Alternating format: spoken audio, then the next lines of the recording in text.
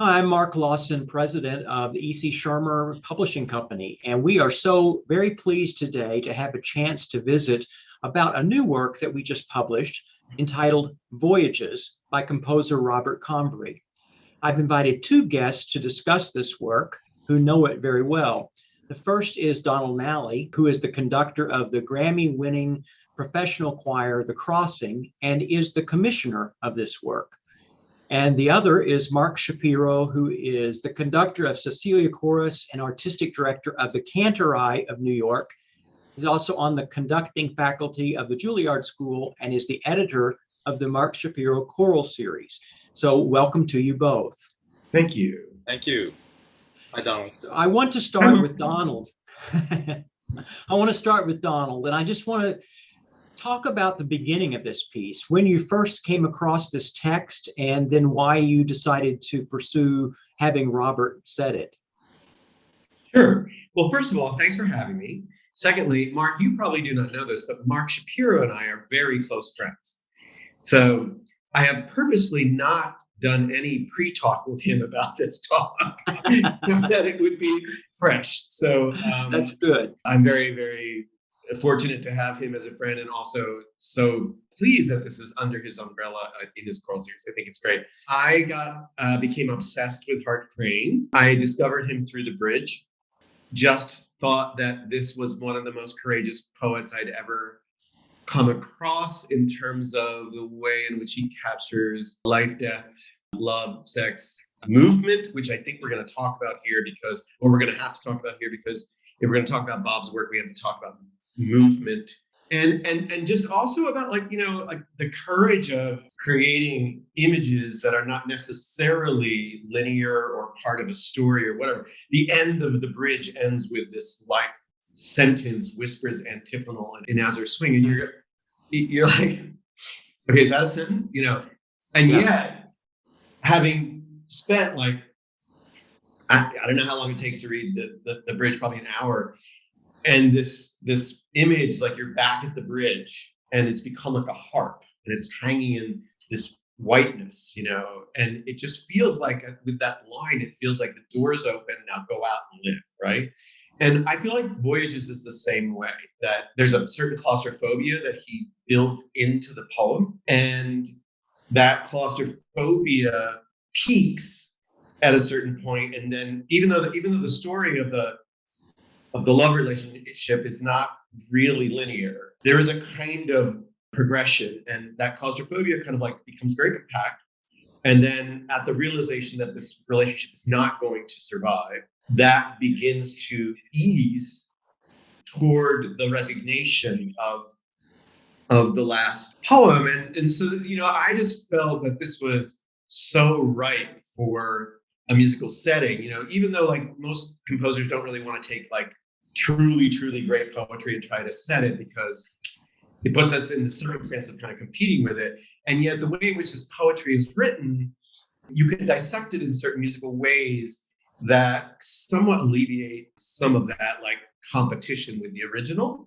And so that's really where this all began. And plus, I very much understand the like obsessive nature of the beginning of a relationship, the claustrophobia of the middle of a relationship, and the, unbelievable disappointment and sadness of the close of a relationship, So that speaks to me really personally. Yeah. And then had you commissioned Robert for other things before? No, I did commission him after. I've commissioned him a couple of things, one of which is a piece called Christmas Daybreak, which it's become a piece that has been sung a lot. It's just a little carol. It's been performed a lot. But no, this was my first. Well, it wasn't intended to be a big commission. I asked him to set the third poem because I thought like there's no way I could ever afford like 6 poems, So I asked him to set the third poem, and he went to his little like cave in Spoleto where we were together, and he wrote 6 of them and said, "Here, I decided I'd like to write the whole thing." It's phenomenal. Yeah. Well, it's beautiful with beautiful images in it. So then you made a recording, which became a Grammy-nominated recording for that. Talk about that process and maybe what that's been like. Well, that was many years later. So this was commissioned in 1983. for Westchester University Concert Choir, where I taught. And we had a ball with it. It was amazing. It was a real challenge for the concert choir, but the first performance of the full piece was really a triumph. And then I did it with another choir after that. And so, eventually, I used to have a phobia about recording. I got rid of that, and the Crossing started recording a lot. And I just decided I really, really wanted to revive this piece in my world. And then it came up that Benjamin Boyle suggested this text saying, "Hey, do you know a poem cycle named Voyages by Hart Crane?" I'm like, well, matter of fact, I do. So he wrote another setting, and that's how we made this CD. That's kind of how it came about, is it's like, the stars all aligning with Benjamin's piece and my desire to get this piece on a CD and my love of the piece, and having done it later on with a different choir. And yeah, we just decided to really invest in it, and it was a labor of love. The choir loves it. Well, Mark, I know when I first suggested about this piece, or first mentioned this piece, you lit up and really wanted it in your series. What was your experience with this piece? Cantori New York had some history with Bob Convery, which predates me. And then, so I'm not sure exactly how this piece came across my radar. I think he may have sent it to us, but also I was aware that Donald had done it.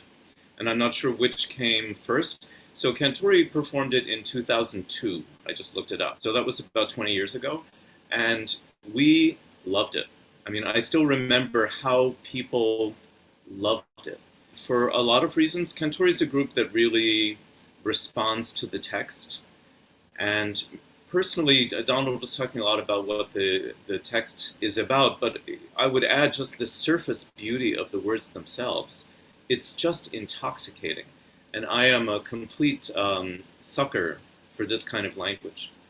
And I was just thinking also, I'm teaching right now with Benjamin Boyle in our Paris program, so this other composer, so there's a lot of ties in that way. I think I saw that you were publishing it, and I thought, it's exactly the kind of thing we want to do. The series is about pieces that are of musically really high quality text, and long. That's a real part of what we're doing, is things that are 15, 20 minutes and that tell a story. Which, by the way, is something that's hard to publish sometimes. And so you don't see as many of these works published, which is kind of why we decided to venture into this territory. I think that his composer notes in the beginning of this are just extremely enlightening about his view of the piece, but let's dive into the musical part just a little bit. You started to mention that some, Donald, when you were talking about the movements. Can you talk about that a little bit? Just some of how this piece comes across musically. So Hart Crane has this way of manipulating speed, and so he does this in Voyages, where like set up the beginning of something. Like the fifth movement is a great example, like the fifth poem, where he like starts out and he's talking about like the consanguinity of people, the intermingling of blood itself, and then everything changes. And so he says, and so admitted in black swollen gates, and just the and so comma makes you go, boom, admitted in black swollen gates, and you start to read faster. And Bob picked up on this so well, and he created his structure around these shifts of speed. And like Crane, they often will start out with a kind of like you're easing into it, and then the waves start to go like this a little bit, and then you realize that the voyage is actually one of troughs and crests, and not one of a placid sea. But he'll bring you back to it, and the way he brings you back to it is here. One of the reasons it's so fun to sing and so fun to listen to, and by fun I mean like engaging, emotionally satisfying, all that kind of stuff, is these moments of repose, and they are balanced by an urgency that we all know and recognize very much. And of course, the end of the third movement is a great example of this. This very, very famous line, "Permit me, voyage, love, into your hands," which James Agee was so enamored with that he named his only book of poetry after that line.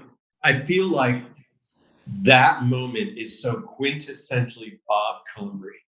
It's a series of very closely related chords in which like one note is reassigned in the chords this way. There's part of that is melodic, and it centers you in a way that you're not sure if maybe the piece is over, because there is such a pause, such a breath in the music. Well, I think it's a good description, and I think one of the things that I hear in it when I see it and when I came across it the first time is the fact that he gives you space to really consider the words. There are times that I look at pieces that are so musically driven, the words are secondary, and pieces in which the words are the primary thing, or a partnership.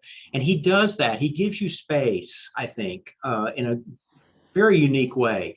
Mark, what would you have to add about this? I think everything you both said is exactly right.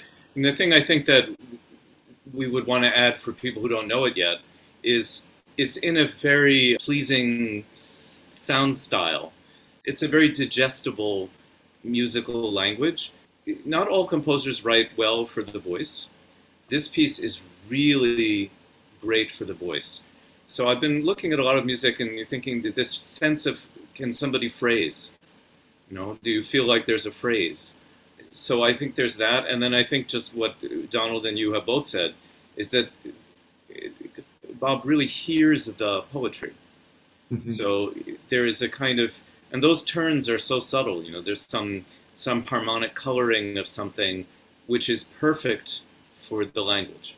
I would like to also interject really quickly that, one of the hallmarks of this piece is that it's almost entirely syllabic, but you don't realize it. Right. Because there is always a direction and a melody, which I think is related to what Mark is just saying. It's almost entirely, it's set syllable to syllable with very few melisms. And also the vocal writing is not strenuous. Mm-mm. It's very, he's very aware of kind of using the middle of the range, and so the words are really front and center.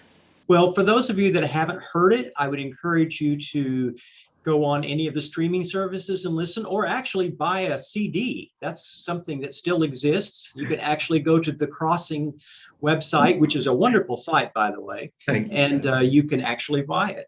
So thank you both for taking time to talk about this piece. It's a special work, and I hope that people will take a look. So thank you both. We do too. Thank you, Mark. Thank you.